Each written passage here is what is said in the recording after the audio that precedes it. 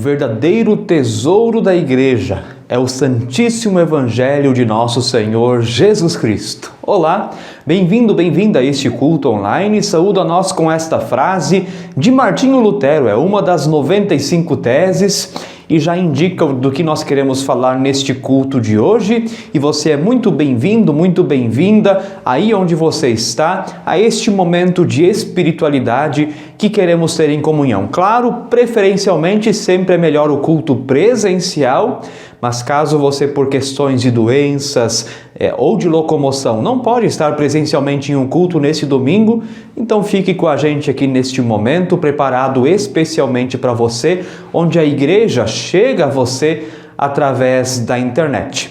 Nós não realizamos este culto em nosso próprio nome, mas este culto ele é realizado em nome do Trino Deus, o Pai, o Filho e o Espírito Santo. Amém.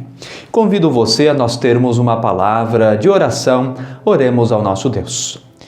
Deus de toda graça, amor e misericórdia, nós agradecemos a Ti pelas nossas vidas, agradecemos que o Senhor tem cuidado de nós e tem também concedido tudo o que precisamos para o nosso sustento.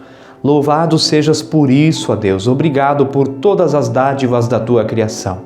Porém, perdoa-nos, ó Deus, quando as riquezas ou quando as coisas que nós possuímos se tornam deuses em nossas vidas, ou quando damos valor a isso acima de qualquer coisa, ou quando o nosso coração se torna egoísta ao ponto de acharmos que, por nosso próprio esforço, conseguimos tudo o que temos e esquecemos que tudo vem do Senhor e que tudo é do Senhor e que assim como viemos a este mundo sem nada, também partimos deste mundo sem nada. Perdoa, ó Deus, quando cobiçamos mais do que podemos administrar ou quando também administramos os nossos recursos de maneira tola, ao ponto até de prejudicarmos ao nosso próximo. Perdoa-nos, ó Deus, quando valorizamos menos a vida que a economia, quando colocamos pessoas abaixo de coisas. São pecados que nós confessamos ao Senhor, pedindo que o Senhor nos transforme e que a partir da palavra deste domingo, o Senhor nos conceda novas maneiras de pensar e agir a respeito das finanças. Assim nós oramos em nome do Senhor Jesus. Amém. Convido a nós ouvirmos a leitura bíblica prevista para este domingo, conforme o Evangelho de Lucas, capítulo 12, os versos 13 a 21, onde a palavra de Deus nos diz: Nesse ponto, um homem que estava no meio da multidão disse a Jesus: Mestre, diga a meu irmão que reparta comigo a herança. Mas Jesus lhe respondeu: Homem, quem me nomeou juiz ou repartidor entre vocês? Então lhes recomendou: Tenham cuidado e não se deixem dominar por qualquer tipo de avareza, porque a vida de uma pessoa não consiste na abundância dos bens que ela tem. E Jesus lhes contou ainda uma parábola, dizendo: O campo de um homem rico produziu com abundância. Então ele começou a pensar: Que farei, pois não tenho onde armazenar a minha colheita? Até que disse: Já sei. Destruirei os meus celeiros, construirei outros maiores, e aí armazenarei todo o meu produto e todos os meus bens. Então direi à minha alma: Você tem em depósito muitos bens para muitos anos. Descanse, coma, beba e aproveite a vida. Mas Deus lhe disse: Louco, esta noite lhe pedirão a sua alma. O que você tem preparado, para quem será? Assim é o que ajunta tesouros para si mesmo, mas não é rico para com Deus. Bem-aventurados, bem-aventuradas são aqueles e aquelas que ouvem a palavra de Deus e aguardam no seu coração. Amém.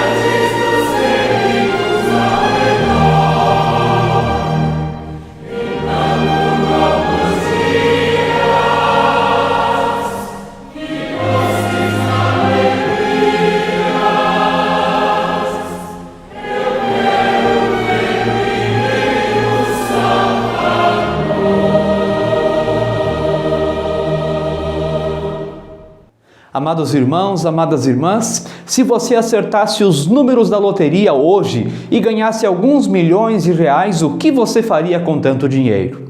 Você já chegou a pensar sobre isso? Você poderia comprar uma casa nova ou um carro novo, você poderia deixar o dinheiro rendendo juros na poupança, poderia investir em um negócio, poderia ajudar a sua família ou outras pessoas necessitadas. Ao pensarmos sobre isso, já sabemos que a nossa imaginação viaja longe. O dinheiro é importante. Negar essa verdade seria uma grande tolice. Quem de nós poderia viver um dia sequer sem dinheiro? Isso seria completamente impossível. Sem dinheiro não compramos pão, não limpamos e mantemos as nossas casas, não conseguimos viajar, enfim. Sem dinheiro, a vida se torna inviável. Mas qual tem sido o papel do dinheiro na sua vida? Qual tem sido o papel do dinheiro na sua família? Você se considera um bom administrador dos recursos que possui? Infelizmente, muitas vezes o mau uso do dinheiro pode trazer problemas graves a pessoas e suas famílias. Quantas famílias estão brigadas por causa de heranças não bem resolvidas? Aliás, o primeiro conselho que Martinho Lutero dá à preparação para a morte é que os bens sejam repartidos antes do falecimento, evitando assim brigas entre os familiares. Quantos amigos estão brigados por causa do dinheiro? Quantas famílias vivem o luto por causa do roubo seguido de morte? Quantas pessoas estão estressadas, ansiosas ou até depressivas por causa da montanha de dívidas que acumularam para si mesmas? Isso sem contar a questão do status. Vivemos em uma sociedade onde, através das redes sociais, somos um espetáculo que todos devem assistir e aplaudir. Por isso, o poder de compra se tornou uma peça-chave para a felicidade. Compramos coisas que não queremos para impressionar pessoas das quais não gostamos. Talvez hoje em dia, mais que ter dinheiro, tornou-se importante parecer que se tem dinheiro. A aparência foi colocada acima da essência. Portanto, qual deve ser o papel do dinheiro na vida do cristão? O que a palavra de Deus tem a nos dizer sobre esse delicado assunto? Primeiro ponto da pregação, o problema do apego ao dinheiro. Na história contada por Jesus, encontramos alguém que era dono de muitas terras. O produto do campo ainda nem foi colhido e ele já está planejando toda a sua vida. Em momento algum, Jesus o incrimina por ser dono de muitas terras ou por ser um homem rico. Na verdade, a crítica de Jesus vai em direção a outro fato. Vamos prestar atenção no texto. Que farei, pois não tenho onde armazenar a minha colheita. Já sei, destruirei os meus celeiros, construirei outros maiores e aí armazenarei todo o meu produto e todos os meus bens. Então direi à minha alma, você tem em depósito muitos bens para muitos anos, descanse, coma, beba e aproveite a vida. Lucas 12, 17 a 19. Conseguimos entender a raiz do problema? Aquele homem era alguém encurvado em si mesmo. Ele não conseguia pensar em ninguém a não ser nele mesmo. Entretanto, com tantas propriedades, será que aquele homem conquistou tudo sozinho? Certamente que não. Ao encher seu coração de orgulho, ele não lembrou da sua equipe nem da sua família. Por ele e para ele eram todas as coisas. Portanto, o alerta realizado por Jesus é sobre o lugar que o dinheiro ocupa em nossos corações. Assim nos diz o Salmo 62:10, se as riquezas de vocês aumentam, não ponham nelas o coração. Conforme Mateus 6,21, Jesus disse, onde estiver o seu tesouro, aí estará também o seu coração. Também o apóstolo Paulo falou sobre o dinheiro dizendo, mas os que querem ficar ricos caem em tentação, em armadilhas e em muitos desejos insensatos e nocivos que levam as pessoas a se afundar na ruína e na perdição. Porque o amor ao dinheiro é a raiz de todos os males e alguns nessa cobiça se desviaram da fé e atormentaram a si mesmos com muitas dores. 1 Timóteo 6, 9 a 10. Assim, o mesmo dinheiro que pode ser uma bênção para uma família e comunidade, pode também se transformar em maldição quando é administrado com orgulho, egoísmo e por status diante das outras pessoas. O problema não é o dinheiro, mas o apego ao dinheiro. Segundo ponto, o problema da tolice. Talvez o homem da parábola seria elogiado pelo mundo como alguém prudente. Jesus, porém, o chamou de louco. Contudo, em que reside a sua tolice, já que estava se preparando para uma grande colheita?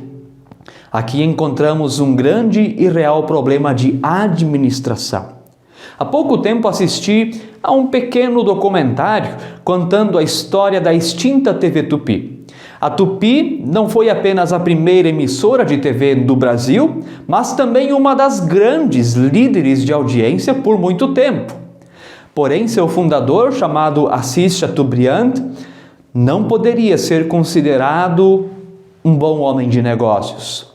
Apaixonado por arte, Chateaubriand se fixou em comprar quadros caríssimos para a cidade de São Paulo. Onde ele conseguia o dinheiro, Chateaubriand passava na sua emissora de televisão e retirava o quanto queria. Assim aconteceu por muito tempo, até a emissora entrar em uma crise econômica tão grave ao ponto de sua concessão ser cassada pelo Ministério das Comunicações. Portanto, o problema do homem da parábola não era ele ser dono de um negócio bem-sucedido. O problema foi a sua má administração. Ele pensou apenas em si mesmo. Com os recursos que estava para ganhar, caso a colheita fosse de fato recorde, ele poderia gerar mais empregos com dignidade e salários justos, poderia movimentar a economia e poderia ajudar a mais pessoas. Porém, como ele pensou, é tudo meu. Um coração egoísta é desde o início o fim de qualquer negócio ou empreendimento. Qualquer negócio em que o empreendedor saca de maneira recorrente das receitas, esse negócio estará inevitavelmente fadado ao fracasso. Cada vez mais empreendedores de sucesso admitem que para irem bem em suas empresas, precisam separar as finanças pessoais das finanças das suas empresas. Sem essa divisão, a cobiça pessoal poderá se tornar uma grande despesa e um grande fardo à empresa ao ponto de ela quebrar. Assim, a grande questão colocada por Jesus na parábola é o lugar que o dinheiro e os bens ocupam em nossas vidas. Muitas vezes o dinheiro e os bens estão em um lugar quase sagrado e intocável, assumindo inclusive o lugar de Deus. Os shopping centers podem facilmente ser interpretados como grandes templos de consumo, onde reina o Deus dinheiro e o Deus egoísmo, servidos por seus adoradores consumistas. Terceiro ponto, o problema da loucura. Jesus nos diz, conforme Mateus 6,33, busquem em primeiro lugar o reino de Deus e a sua justiça, e todas estas coisas lhes serão acrescentadas. Este é exatamente o princípio que faltou ao homem da parábola. Ele buscou primeiro as próprias vontades e seguiu primeiro a própria cobiça ao invés de buscar a Deus. É por isso que ele foi chamado de louco. O texto bíblico nos diz, mas Deus lhe disse, louco, essa noite lhe pedirão a sua alma, e o que você tem preparado, para quem será? Assim é o que ajunta tesouros para si mesmo, mas não é rico para com Deus. Lucas 12, 20 e 21. Aquele homem poderia ser muito rico, porém riqueza alguma poderia salvar sua alma naquela noite. Podemos ser tratados pelos melhores médicos e sermos internados nos melhores hospitais. Porém, nada disso pode evitar a inevitável morte. Os recursos financeiros talvez até consigam a atrasar um pouco. Contudo, dinheiro nenhum do mundo pode manter uma pessoa viva para sempre. Além disso, nosso dinheiro não pode comprar o céu. Para a eternidade com Deus não existe compra de ingresso antecipado. Aquele homem lembrou com clareza das coisas do mundo presente, mas esqueceu completamente das coisas do mundo futuro. Esteve tão encurvado em si que não era livre o suficiente para enxergar e servir a Deus. Nenhum de nós conhece o dia de amanhã. Assim nos diz Tiago, o irmão de Jesus: escutem agora vocês que dizem, hoje ou amanhã iremos para a cidade tal, e lá passaremos um ano, e faremos negócios e teremos lucros. Vocês não sabem o que acontecerá amanhã, o que é a vida de vocês. Vocês não passam de neblina que aparece por um instante e logo se dissipa. Em vez disso, deveriam dizer, se Deus quiser, não só viveremos, como também faremos isto ou aquilo. Tiago 4, 13 a 15. Provérbios 16, 1 nos diz, o coração do ser humano pode fazer planos, mas a resposta certa vem dos lábios do Senhor. E a sabedoria do Salmo 90, 12 nos lembra, ensina-nos a contar nossos dias para que alcancemos coração sábio. Jesus também disse, de que adiantará uma pessoa ganhar o mundo inteiro e perder a sua vida? Mateus 16, 26. Portanto, é loucura trocar vidas por dinheiro, relacionamentos por dinheiro e a própria eternidade futura pelos prazeres do mundo presente. Amadas irmãs, amados irmãos, o convite de Jesus é a vivermos com simplicidade. Isso não significa abandonar tudo aquilo que temos de uma hora para outra, mas a administrarmos as coisas que possuímos com tanta sabedoria, ao ponto de não sermos escravos de nada, nem mesmo do dinheiro ou das posses. Uma vida com simplicidade nos liberta de termos de viver o tempo todo por status, ou seja, por aparência. Nos liberta também de estresses e ansiedades relacionados a dívidas acumuladas, nos liberta da depressão quando achamos que nunca teremos ou seremos como as pessoas que têm mais posses que a gente. Simplicidade não significa não ter dinheiro ou posses, mas administrar tudo isso com tamanha sabedoria, ao ponto do dinheiro e das posses não esconderem o que realmente importa: Deus, a família, as relações, enfim, as pessoas. De maneira prática, o que podemos exercitar no nosso dia a dia, a fim de que vivamos uma vida simples e digna? O pastor Richard Foster nos dá 10 conselhos práticos no livro Celebração da Disciplina. Em primeiro lugar, compre as coisas pela utilidade que têm, não pelo status que confere. Os carros devem ser comprados pela utilidade, não pelo prestígio. Considere a possibilidade de andar de bicicleta. Quando estiver pensando num apartamento, condomínio ou casa, certifique-se de que o local é habitável, em vez de pensar no quanto a propriedade irá impressionar. Pense em suas roupas. A maioria das pessoas não precisa de muitas vestimentas, mas vivem comprando roupas, não porque precisam delas, mas porque querem se manter na moda. Aposente os modismos. Compre apenas aquilo de que precisa. Use as roupas até ficarem gastas. Pare de tentar impressionar as pessoas com suas roupas. Deixe-as impressionadas com a sua vida. Se a situação permitir, alegre-se confeccionando suas próprias roupas. Em segundo lugar, rejeite qualquer coisa que crie em você alguma dependência. Aprenda a distinguir entre uma necessidade psicológica real, com um ambiente agradável, e um vício. Elimine ou reduza o uso de bebidas que viciam e são pouco nutritivas, álcool, café, chá, refrigerantes. Recuse-se a ser escravo de qualquer coisa, a não ser de Deus. Em terceiro lugar, desenvolva o hábito de dar coisas. Se descobrir que está apegado a algum bem, pense na possibilidade de doá-lo a alguém que precise dele. Pare de acumular. Guardamos uma enormidade de coisas desnecessárias que complicam a vida. Elas precisam ser separadas, guardadas, empanadas, separadas novamente e, mais uma vez, guardadas. Em quarto lugar, recuse a propaganda feita pelos guardiões da moderna quinquilharia eletrônica. Os profissionais da propaganda tentam convencer-nos de que, pelo fato de haver na praça um modelo mais moderno ou com uma função, enfeite, adicional, precisamos vender o modelo antigo e comprar o novo. Em quinto lugar, aprenda a desfrutar as coisas sem possuí-las. Possuir coisas é uma obsessão em nossa cultura. Se possuímos algo, temos a sensação de que podemos controlar esse algo. Se controlamos algo, temos a sensação de que esse algo nos dará mais prazer. Tal ideia é uma ilusão. Muitas coisas na vida podem ser desfrutadas sem as possuirmos ou controlarmos. Reparta as coisas. Desfrute a praia sem a sensação de que você precisa comprar um pedaço dela.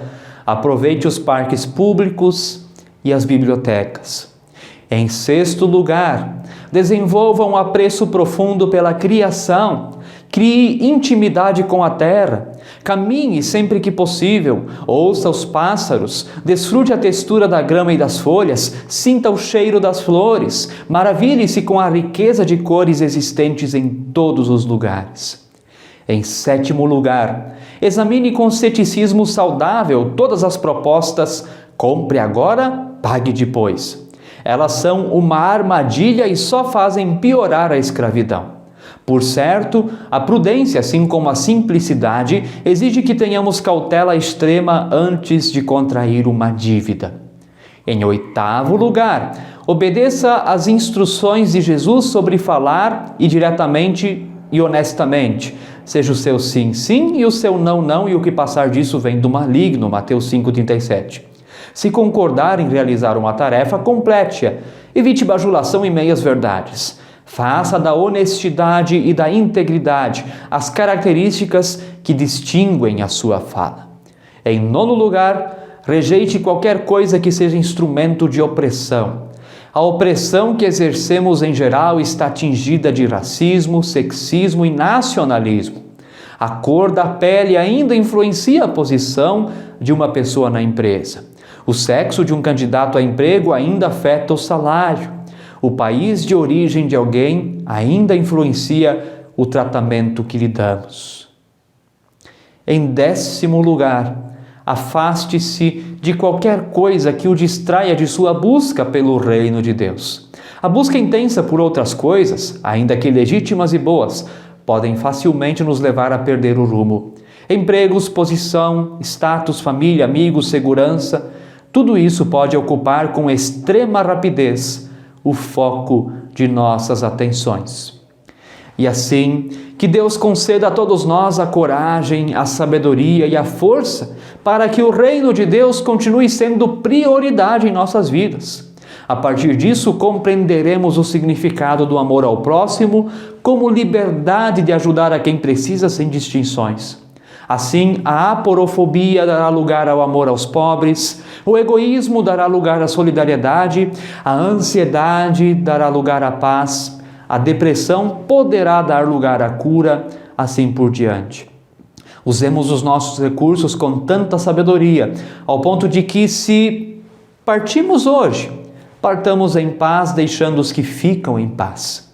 E assim que a paz de Deus, que excede todo entendimento, guarde os nossos corações e as nossas mentes em Cristo Jesus. Amém. Quando nos assalta uma provação, quando desfalece o nosso coração, nas mercês divinas vos convém lembrar, e convém as bênçãos do Senhor contar. A cada bênção vos convém lembrar,